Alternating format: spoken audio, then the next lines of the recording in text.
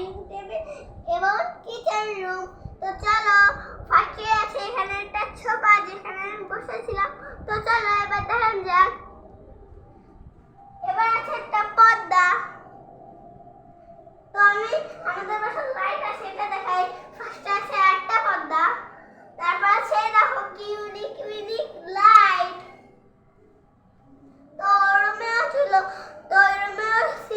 তো চলো আমরা ওই রুম থেকে তো এটা হলো আমাদের ডাইনিং টেবিল।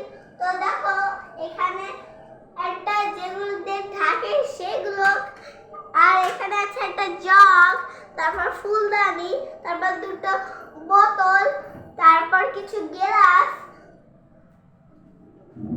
আবার এখানে আমার আম্মু যখন কিছু খায় সেগুলো রাখা। আর এটা হচ্ছে আমাদের কিচেন রুম। এখানে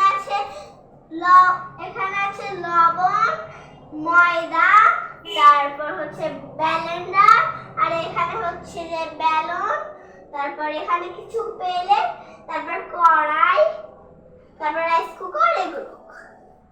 তো চলো এবার দেখাবো আমাদের যে খেলনাগুলো কাশো।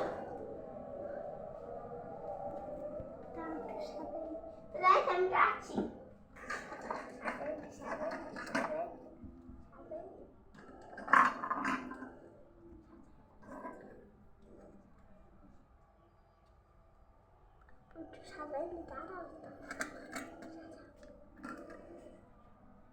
আচ্ছা, তো আমাদের আছে বেলুন, আরো অনেক খেলনা আছে, সেগুলো যে আমি এখন দেখাচ্ছি না, নেক্সট ভিডিওতে দেখাবো।